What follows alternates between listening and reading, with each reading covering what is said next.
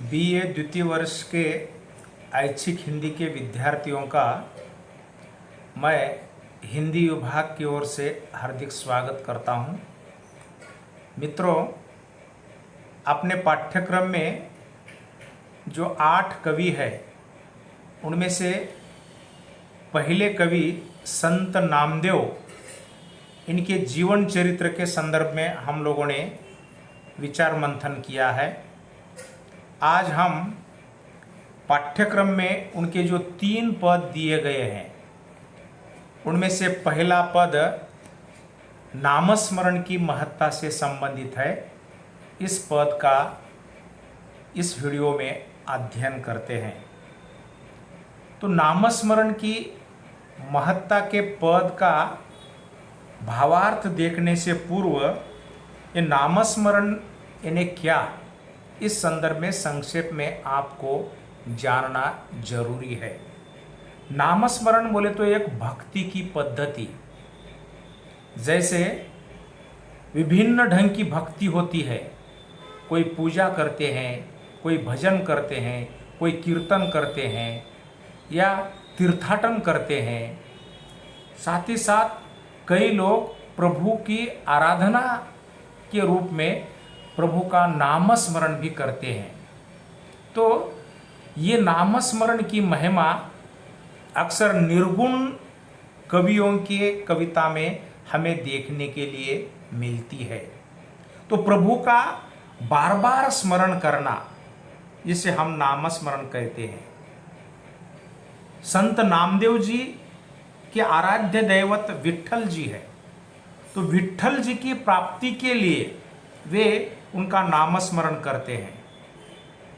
यहाँ नामस्मरण करने से साधक के मन में जो छाए हुए विचार है वो पवित्र हो जाते हैं। या अहम भाव मानवीय मन में भरा होता है, गर्विला भाव, वो भी नामस्मरण के कारण दूर होता है।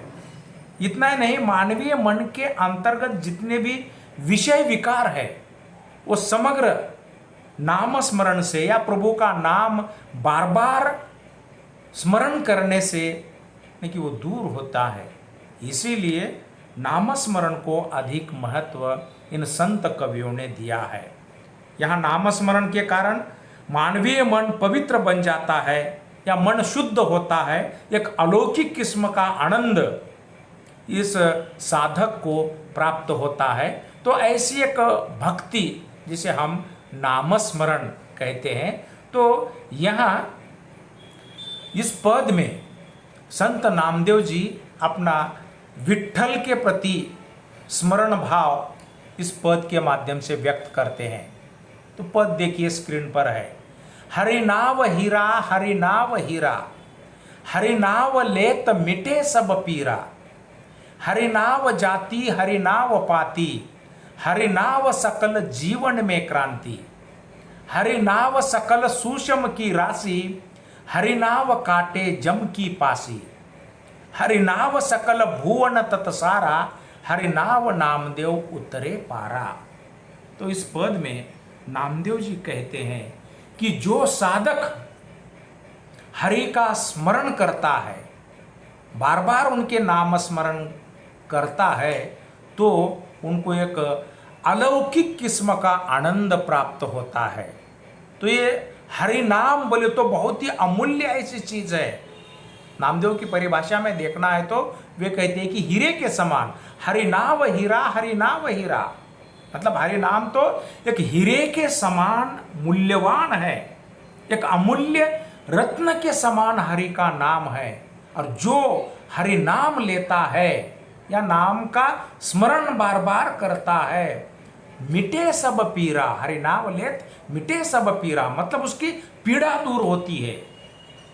साधक की या भक्तों की हरि नाम लेने से वेदना दूर होती है, उनकी पीड़ा दूर होती है, उनको सुख की प्राप्ति होती है, उनका दुख की निवारण होता है। इसीलिए इस साधक वर्ग हरि नाम का स्मरण बार बार करते हैं। कभी आगे कहता है, हरि नाव जाति, हरि नाव पाती, हरि नाव सकल जीवन में क्रांति।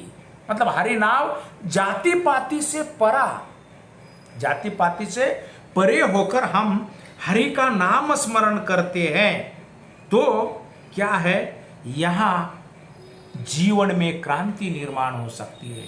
हरिनाव जाति, हरिनाव पाति, हरिनाव सकल जीवन में क्रांति। कहीं ना कहीं आपके जीवन में एक आमूलाग्र परिवर्तन हरि का नाम स्मरण करने के कारण होता है। क्रांति का अर्थ परिवर्तन, मतलब साधक पहले अज्ञान अंधकार में फंसा हुआ होता है, लेकिन हरिनाम का स्मरण बार बार जाति से परे होकर वो करता है तो उनके जीवन में एक आमूलाग्र परिवर्तन आता है। इसीलिए हरिनाम एक क्रांतिकारी नाम है, क्रांतिकारी परिवर्तन करने वाला ये नाम है। सकल जीवन में, समग्र जीवन में देखिए क्रांति निर्माण केवल हरिनाम के कारण हो सकती है, ऐसा नामदेव जी का कहना है। आगे कहते, हरिनाव सकल सुषम की राशि, हरिनाव काटे जम की पासी। हरिनाव सकल सुषम, सुषम मतलब सुंदर, सुख। देखिए जैसे हमें धन प्राप्त होने के बावजूद सुख प्राप्त होता है, आनंद मिलता है, वैसे हरिनाम भी प्राप्त होने के बावजूद हमें आनंद मिलता है। इसलिए हरिनाम तो राशि के समान, धन के समान, एक वैभव के समान है। इसलिए वो कहते हैं कि हरिनाम सकल जीवन की राशि, हरिनाम काटे जम की फांसी। जम यानी कि यम, यम के द्वारा जो फांसी दी जाती है, मतलब हम मृत्यु को देखिए वश कर सकते हैं, मृत्यु पर भी विजय प्राप्त कर सकते हैं हरिनाम के कारण। जो यम बोले तो ये मृत्यु लोक का देवता, और हमें ने कि मृत्यु की ओर खींचने का काम ये यम करता है। यहाँ नामदेव जी कहते हैं कि जो हरिनाम लेता है वो हरिनाम जम का जो फांसी है, यम के द्वारा दी जाने वाली फांसी का फंदा है, उसको भी टाल सकता है। इतनी शक्ति यहाँ हरिनाम के अंतर्गत है। तो कहने का मानस यही है कि हम मृत्यु के चक्कर से भी मुक्त हरिनाम के कारण हो सकते हैं। मृत्यु भी हम पर वश नहीं कर सकता, इतनी शक्ति इस भगवान के स्मरण में है, भगवान के नाम स्मरण में है। एक अलौकिक रूप का कि भगवान का नाम स्मरण है, इसीलिए जम की फांसी को भी वो टाल सकता है। अंत में कवि कहता है कि हरिनाव सकल भुवन तत्सारा, हरिनाव नामदेव उतरे पारा। वो कहते हैं कि हरिनाम के कारण भुवन, सकल भुवन, समग्र भुवन मतलब ये पृथ्वी, हरिनाम तो सकल पृथ्वी का एक तत्व है, तप्तशाला के समान है। जैसे कि हरिनाम के कारण ही, उनका कहने का मानस है कि हरिनाम के कारण ही हम भुवन में या पृथ्वी में आकाश पाताल भूलोक का अनुभव यहाँ हरि नाम के कारण ही मिलता है। प्रभु के कारण ही हमें आकाश पाताल या भूलोक का आनंद, भूलोक की अनुभूति यहाँ पर प्राप्त होती है। इसलिए नामस्मरण व्यक्ति को बार बार करना चाहिए। अंत में कहते हैं कवि कि हरिनाम नामदेव उतरे पारा। पारा मतलब गुस्सा, क्रोध, आवेश। देखिए इंसान में क्या है, कोई काम ठीक तरह से नहीं बनता तो वो क्रोध करता है, लेकिन हरिनाम बार बार जो लेता है उन लोगों में ये गुस्सा या क्रोध का भाव नहीं होता, नहीं कि उसका पारा उतर जाता है। इसलिए कहते हैं कि लोग साधु बनो, साधु बनो, क्योंकि ये साधक वर्ग, भक्त वर्ग, उनके मन में देखिए क्रोध के भाव बहुत कम हमें देखने के लिए मिलते हैं, क्योंकि उनके पास कोई प्रलोभन, उनके पास अन्य कोई नहीं कि यहाँ भौतिक चीजें न होने के कारण वे समाधान व्यक्त करते हैं। इसी कारण यहाँ नहीं कि जो हरि का नाम नहीं बार बार स्मरण करते हैं उनको क्रोध या आवेश छू नहीं पाता। तो ऐसा नामदेव जी का यहाँ पर कहना है कि आप देखिए इस भगवान के नाम का स्मरण बार बार करते जाओ, क्योंकि हरिनाम स्मरण से सभी पीड़ाओं का नाश हो जाता है, जीवन में एक परिवर्तनवादी क्रांति निर्माण होती है। यम की फांसी या मृत्यु के फंदे को भी हम हरिनाम के कारण रोक सकते हैं। इंसान अपना क्रोध भी देखिए इसी हरिनाम के कारण उतार सकता है। इतनी कई ने कि यहाँ पर हमें लाभप्रदता हरिनाम के कारण होती है।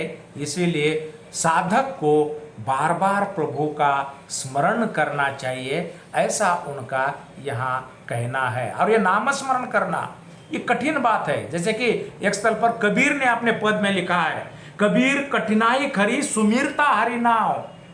कबीर कठिनाई खरी सुमिरता हरि नाव, सुली ऊपर नट विद्या गिरी तो नहीं ठाव। देखिए ये तो हरिनाम स्मरण करना बोले तो कैसा कठिन है।